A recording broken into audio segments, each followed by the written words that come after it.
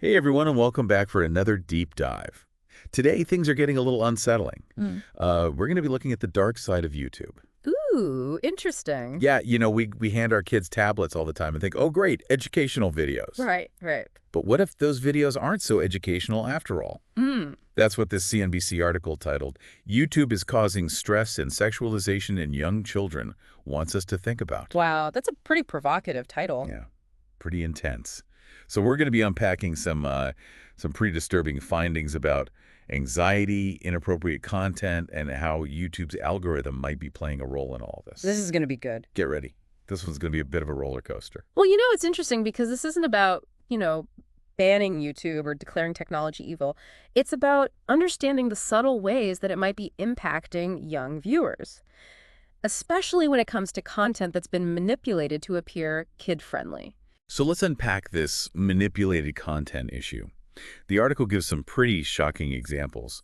We're talking bubble guppies, characters pole dancing, little boys panting with nosebleeds in a suggestive way. Oh, It's wow. not exactly what you expect to find alongside, nursery rhymes. Yeah, no kidding. And it goes beyond that. There's an example of a child being chased by giant spiders while the Itsy Bitsy Spider song plays. No way. Yeah, and even Paw Patrol's Marshall being tied up by a ghost and having nightmares. Oh my God. These are characters kids adore. They trust them. Of course. So to see them twisted into these disturbing scenarios, it's incredibly It unsettling. really is. It makes you wonder, how does this stuff even get past YouTube's filters, especially on YouTube Kids? Right. I mean, isn't that app specifically designed for children? Right, and that's where the article raises concerns about the effectiveness of YouTube's algorithms.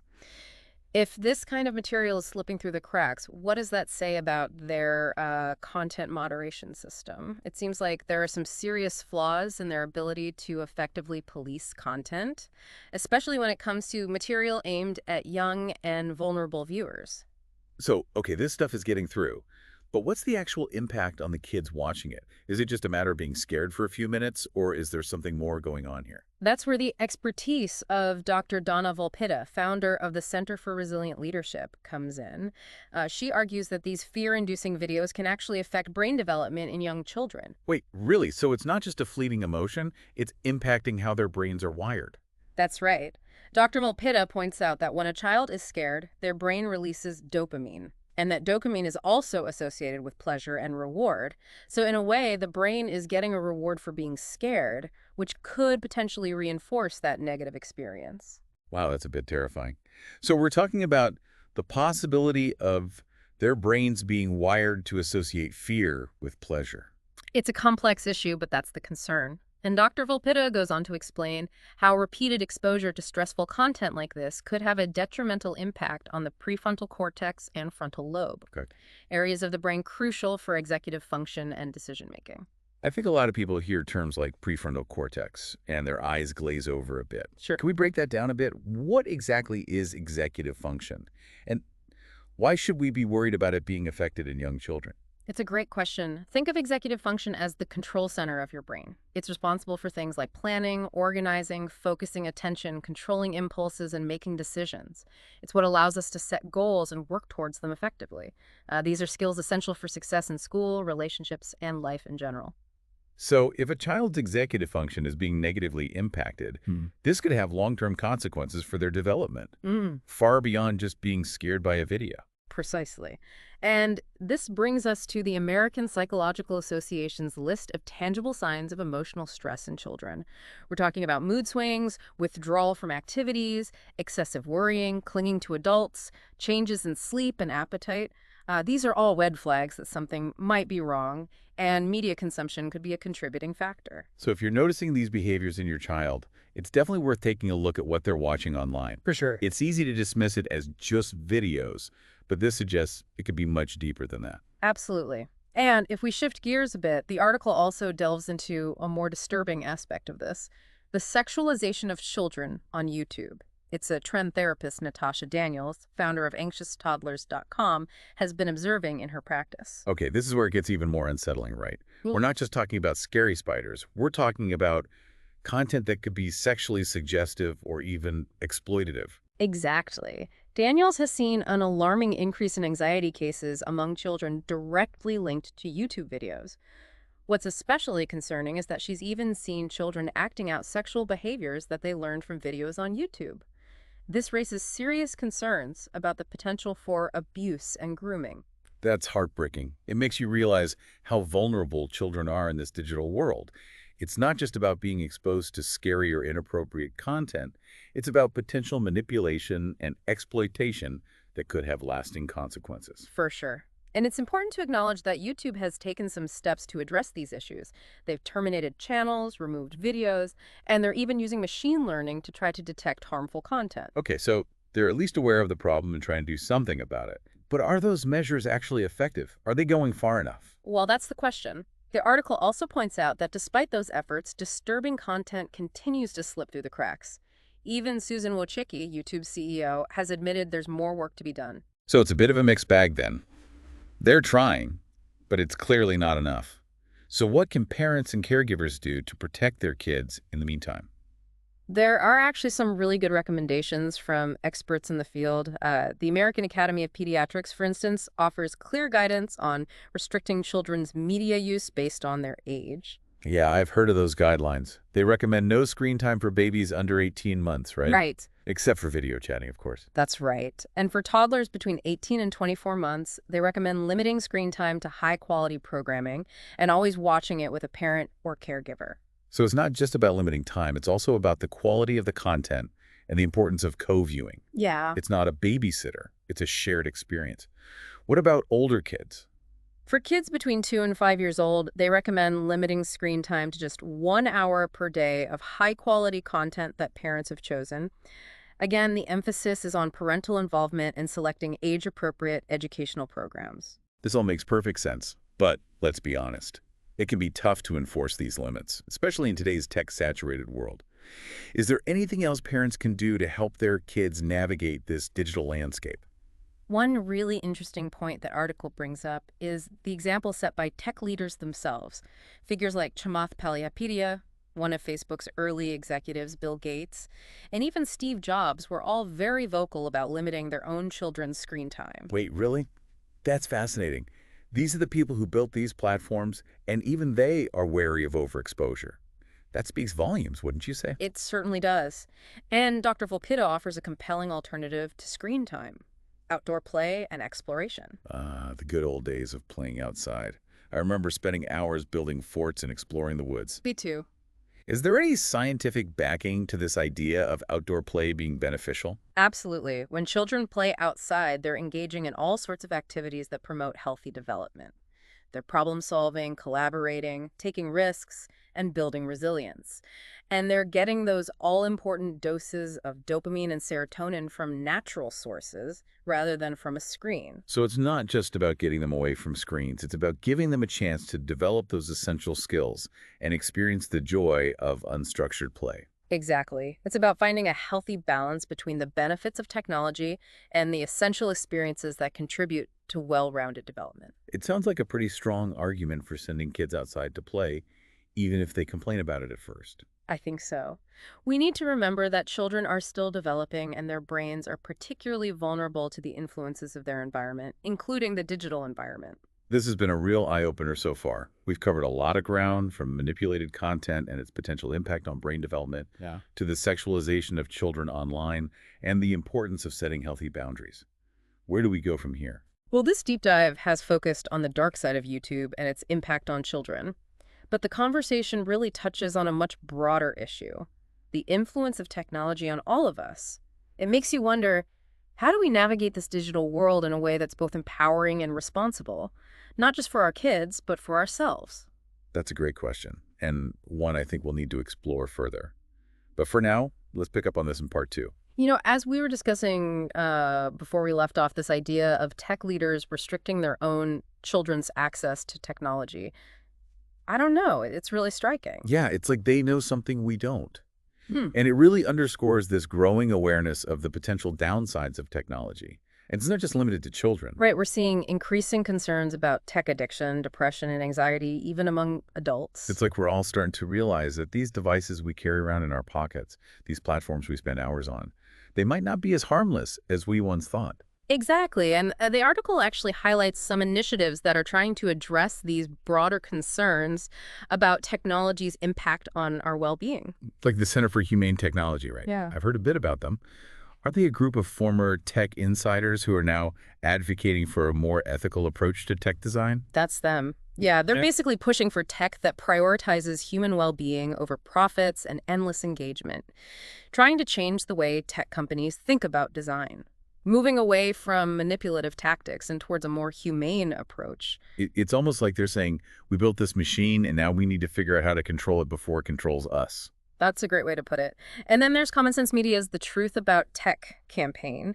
It's focused on educating students, parents, and teachers about the potential harms of technology, giving them the tools to make informed decisions about their tech use. I think education is key here. We need to be having open and honest conversations about technology's impact on our lives, both the good and the bad. We can't just bury our heads in the sand and pretend there are no downsides. I completely agree. We need to equip people with the knowledge and critical thinking skills to navigate this digital landscape effectively.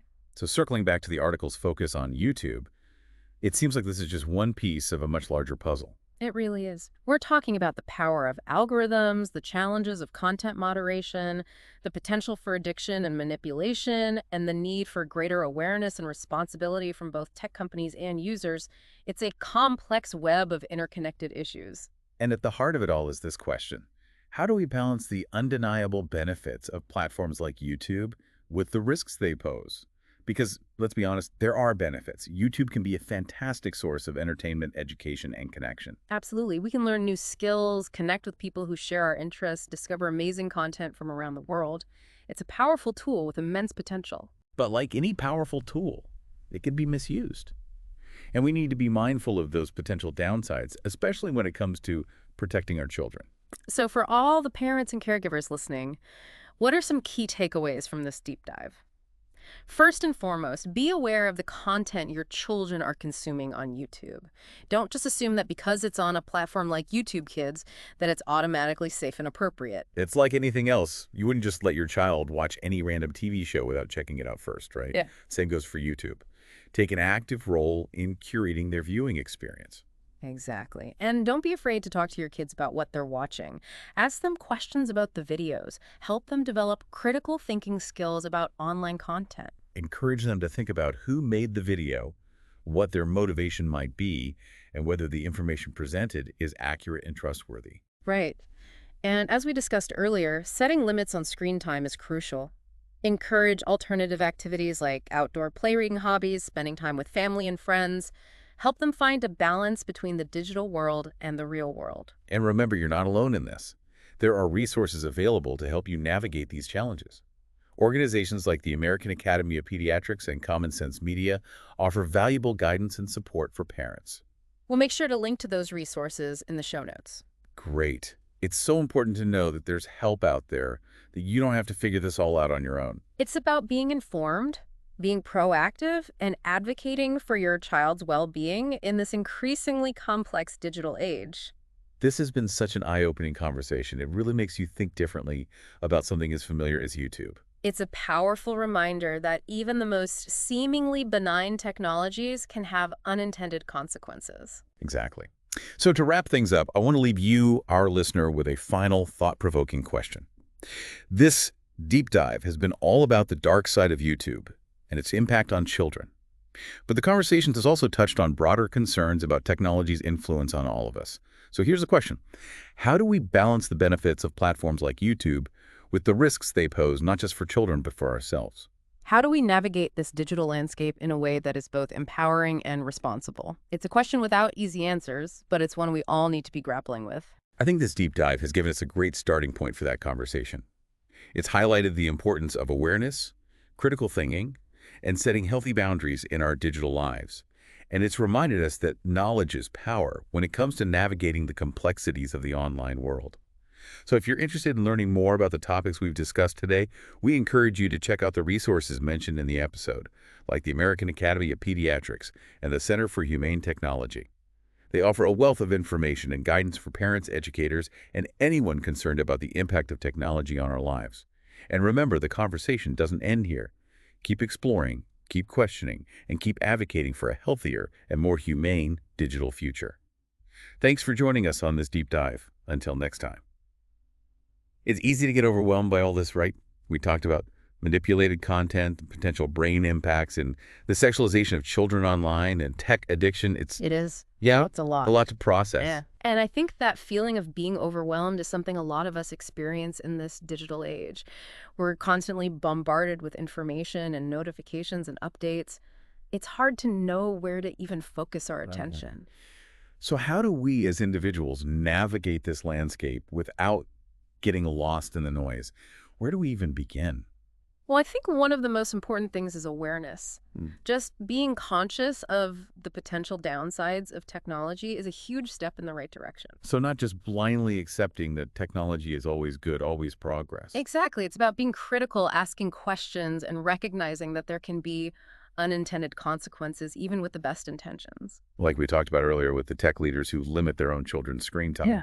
Clearly, they see the potential for harm even as they're building these platforms. Right. And that kind of critical thinking is essential for all of us. We need to be able to evaluate the information we're consuming, to discern fact from fiction, to recognize when we're being manipulated or exploited. So it's not just about saying no to technology altogether.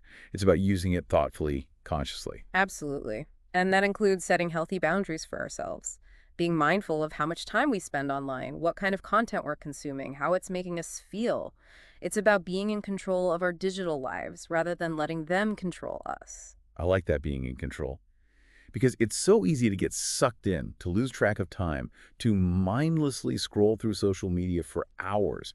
It takes a real effort to step back and say, okay, enough is enough. And that's where those resources we mentioned earlier can be really helpful. Organizations like the American Academy of Pediatrics and Common Sense Media offer a wealth of information and practical tips for setting healthy boundaries, both for ourselves and for our children. So it's not about becoming a tech hermit or throwing away our smartphones. It's about finding that balance, right? Harnessing the power of technology while protecting ourselves from its potential pitfalls. Exactly. Yeah. And it's a journey, not a destination. We're all figuring this out as we go, but the important thing is to keep the conversation going. To keep questioning, keep learning, and keep adapting as the digital landscape continues to evolve. Well, I think this deep dive has given us plenty to chew on. We've uncovered some unsettling truths about the dark side of YouTube, explored the broader implications of technology's impact on our lives, and hopefully equipped you with some tools to navigate this complex digital world.